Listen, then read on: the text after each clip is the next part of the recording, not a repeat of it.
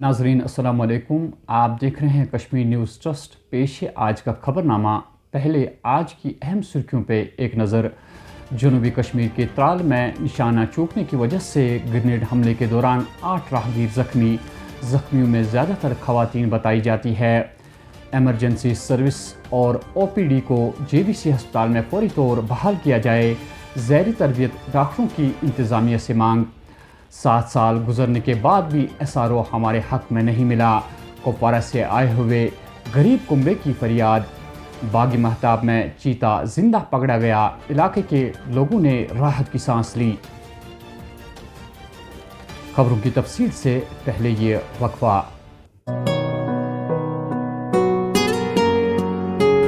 Jammu Kashmir industries limited की खुसूसी पेशकश। Silk factory Rajbagh, government woollen mills Bemina, joinery mills Pampore और बरी ब्राह्मणा जम्मू में तैयार करदा दिलफरेब, खूबसूरत और दिलकश मसनूआत। एक्सपीरियंस सेंटर कम सेल्स आउटलेट्स शहीदी चौक जम्मू, राजबाग शोरूम में दस्तियाब। सार्फिन अपनी मनपसंद ऐशा की खरीदारी मुनासिब कीमतों पर कर सकते हैं।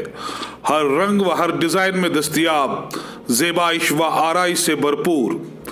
आइए मौके का फायदा उठाए और मौसमी सरमा में नरम, मुलायम और खूबसूरत ऊनी कपड़ों और दीगर मसनूआत की खरीदारी करें।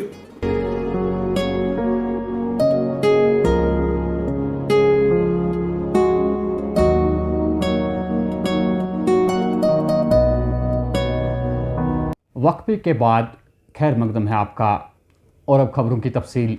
आज जनूबी कश्मीर के ज़िले पुलवामा के त्राल इलाके में नामालूम अफराद की जानिब से दागे गए ग्रेनेड धमाके से लगभग 8 अफराद ज़ख्मी हुए। ज़ख्मियों को फौरी तौर नज़दीकी अस्पताल मुंतकिल किया गया, जहाँ इतला के मुताबिक सभी ज़ख्मियों की हालत मुस्तहकम बताई जाती है।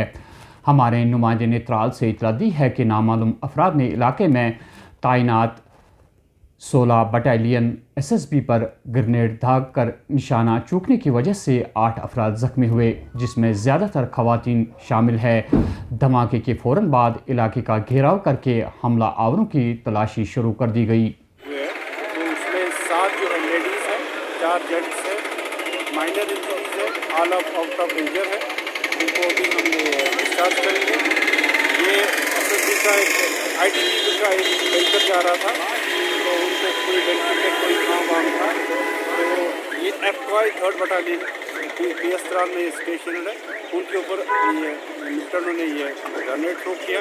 ग्रेनेड बाहर फट गया, तो जो सिविलियन थे, पेडिस्ट्रियंस थे, उसमें उस जद में आके वो जख्मी हो। सर अभी आज चूँकि अभी कुछ दिन कबल आपने कुछ ग्रेनेड थ्रोवर्स को यहाँ पर अरेस्ट किया था, तो ठीक है, हम वी आर ऑन इट, तो वी विल इंशाल्लाह ट्रैक इट सून। तो ये इसको भी क्रैक करेंगे। इससे पहले जो 7-8 हमने डर लिए थे, उन्होंने कबूल भी किया था। जितने भी इधर ग्रेनेड इंसिडेंट्स हुए थे, उन्होंने वो कबूल भी किया। तो उनके पास हमने ग्रेनेड भी लिए, उनके पास उनका कंडीशन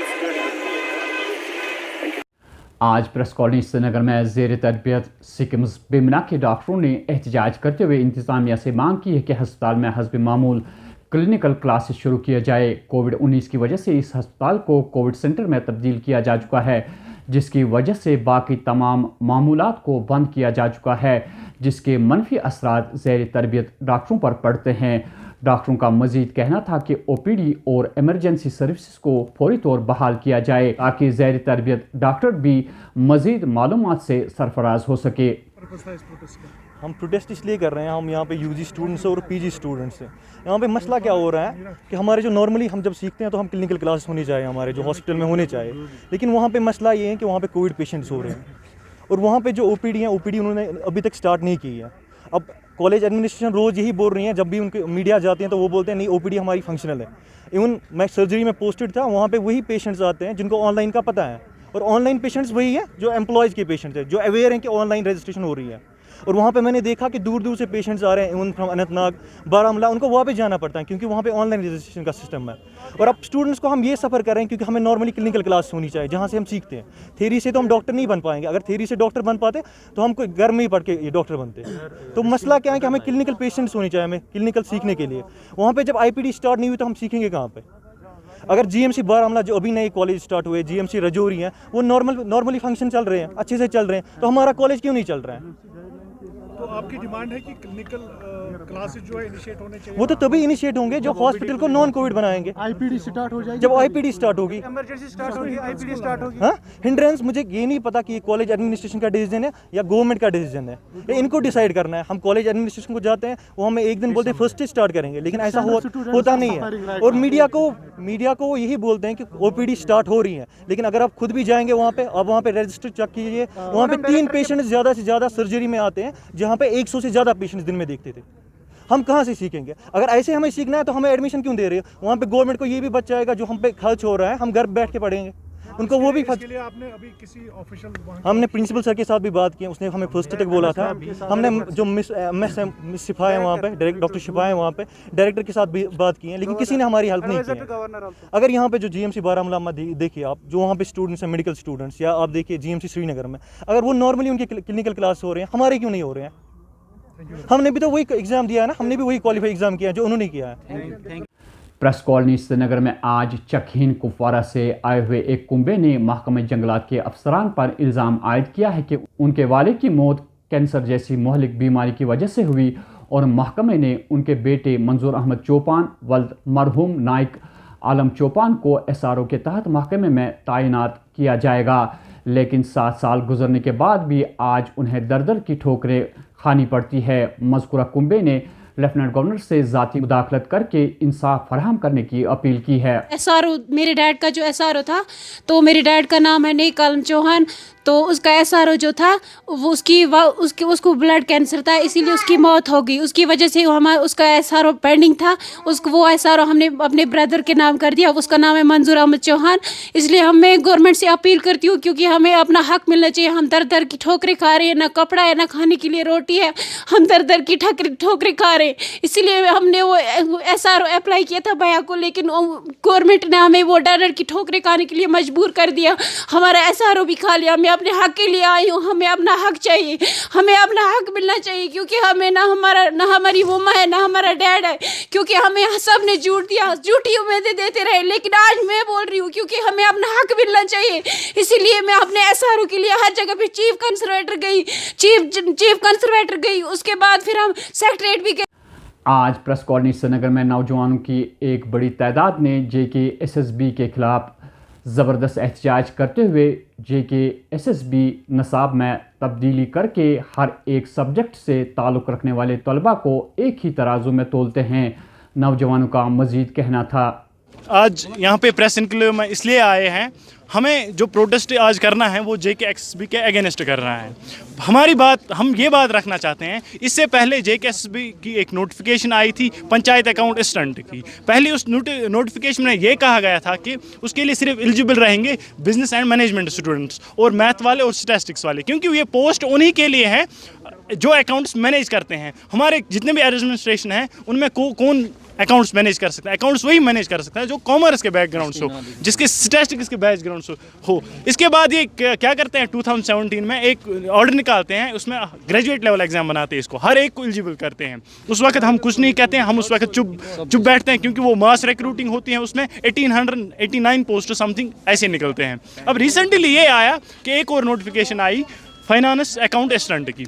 ये जो इन्होंने भेजी है, फाइनेंस में इनकी पोस्ट ज़रूरत है अकाउंट असिस्टेंट के लिए। तो एक लेमैन भी कह सकता है कि ये पोस्ट सिर्फ अकाउंटेंट कर सकता है, कॉमर्स वाला कर सकता है, मैनेजमेंट वाला कर सकता है, और कोई नहीं कर सकता है। इन्होंने यहाँ पे क्या किया कि एलिजिबिलिटी रखी है, सिर्फ हर एक के लिए एलिजिबिलिटी रखी। चलो अब ये बात भी हम एक्सेप्ट करते हैं। उसके बाद क्या करते हैं कि सिलेबस निकलता है, उसमें वेटेज रहती हैं, स्टैटिस्टिक्स एंड अकाउंट्स की अच्छी खासी वेटेज रहती हैं। उससे प्लस पॉइंट ये मिलता था कॉमर्स वालों को, आगे जाके कोर्स कर सकते थे। उसके बाद क्या करते हैं कि रिवाइज सिलेबस करते हैं। रिवाइज सिलेबस में ये करते हैं कि अकाउंट्स के 30 के बदले सिर्फ 15 मार्क्स रखते हैं, और उसमें मैथ इंक्लूड करते हैं। मैथ में ये करते हैं कि 11-12 का मैथ्स रखते हैं, जनरल मैथ नहीं रखते, मतलब जो हर एक के लिए होना चाहिए वो नहीं, लेकिन 11-12 का। और साइंस केस में 20 मार्क्स रखे हैं। अब बता, हमें वहाँ पे पाइथागोरस थ्योरी लगानी है, हमें वहाँ पे कोई सर्जरी करनी है, या हमें वहाँ पे अकाउंट्स मेंटेन करने हैं। हाँ, अब हम ये चाहते हैं कि JKSSB से हम अब गवर्नर साहब से ये रिक्वेस्ट करते हैं कि वो एक कंसर्न देखे, ये मैटर में देखे कि अगर ये अकाउंट्स का पोस्ट है, इसमें सिलेबस इन्होंने वेटेज क्यों रखी है, अकाउंट्स की कम, स्टैटिस्टिक्स की कम, इसको बढ़ाया जाए और साइंस में ये कम किया जाए। नाजरीन, जैसा कि आपको मालूम है कि श्रीनगर के बाग महताब इलाके में चंद रोज़ पहले एक चीता भागम दौड़ करते हुए रिहायशी इलाके में दाखिल हुआ था, जिसकी वजह से इलाके में काफ़ी सनसनी और तशवीश फैल गई थी। आज महकमा नबातात वाइल्ड लाइफ ने आखिरकार काफ़ी कोशिश के बाद चीते को ज़िंदा पकड़कर इलाके के लोगों को राहत दिलवा दी। पुलिस बयान के मुताबिक उन्होंने चोरी की वारदात अंजाम देने वाले एक ग्रुप को बेनकाब कर दिया है। दिसंबर की 24 तारीख को बेमना के एक दुकानदार ने पारिमपुरा थाने में चोरी की एक रिपोर्ट दर्ज करवा ली थी, जिसमें मज़कूरा दुकानदार ने लाखों मालियत का सामान चोरी होने का दावा किया था। पुलिस ने CCTV फुटेज हासिल करके मज़कूरा लुटेरों को गिरफ्तार करके लंदन से लाखों की मालियत का तांबा पकड़ लिया और फिर 5 लुटेरों को सलाखों के पीछे धकेल दिया। बांडीपोरा गुरेज मौसमी सरमा में बर्फबारी की वजह से कश्मीर के बाकी अजला के साथ मुनक़ता हो जाता है। आज गुरेज में एक हामला खातून की हालत तशवीशनाक हुई तो ज़िले बांडीपोरा के तरक्याती कमिश्नर की हिदायत पर मज़कूर खातून को फौरी तौर एक हवाई चापर के ज़रिए श्रीनगर रवाना किया गया, जहां फौरी तौर उसका इलाज शुरू किया गया। और अगर आखिर में मौसम की बात करें तो श्रीनगर में कम से कम दर्जे हरारत 5.9 डिग्री तक पहुंच चुका है, जबकि पहलगाम में दर्जे हरारत -8.4 डिग्री सेल्सियस रिकॉर्ड किया गया। अगर करगिल की बात करें तो वहां रात का कम से कम दर्जे हरारत -20.4 डिग्री सेल्सियस और लेह का दर्जे हरारत -15.6 डिग्री तक पहुंच चुका है। अगरचे दिन में खिली धूप होती है, ताहम रात के मनफी दर्जे हरारत से पानी जम जाता है और बिजली की मुसलसल कटौती से लोगों को काफ़ी मुश्किलात का सामना करना पड़ता है। तो नाजरीन, ये था आज की खबरों का खुलासा। दीजिए अपने मेज़बान हया जावेद को इजाज़त। अल्लाह हाफिज़।